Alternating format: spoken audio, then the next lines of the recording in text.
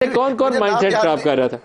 دیکھیں کچھ نام تو بتائیں نا، کون لوگ تھے جو مائنڈ سیٹ خراب کر رہے تھے؟ میں مراد دیکھیں مراد سعید تھے، اور ہمارے جو ہے اعظم سواتی صاحب تھے، ٹھیک ہے نا، اور اس کے علاوہ بہت سے اور لوگ تھے جو کہ اس مائنڈ سیٹ کو تھے. اور کون؟ ہم کو تو فوج کے خاتون کا نام یاد آ گیا ہو شاید ابھی.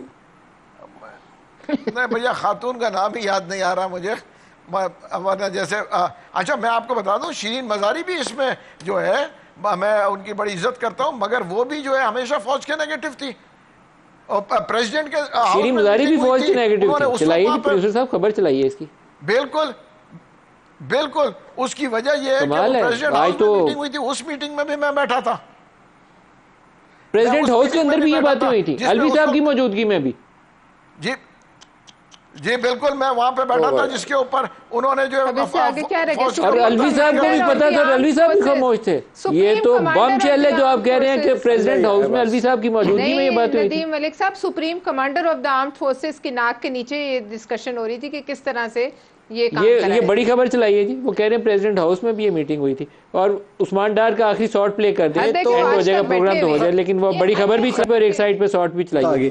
میں سمجھتا ہوں کہ کوئی بھی آرمی چیف ہو، اس نے تو چلے جانا ہے. جیسے آج جنرل باجوہ نہیں ہے، ان کی جگہ جنرل عاصم منیر ہے. انسٹیٹیوشن تو ادھر ہی ہے. انسٹیٹیوشن کی جو رسپیکٹ ہے، اگر ہم انسٹیٹیوشن کے اوپر ہی حملہ ور ہو جائیں یا ہم اٹیکس شروع کر دیں تو پھر تو ملک کی بقا کا سوال ہے.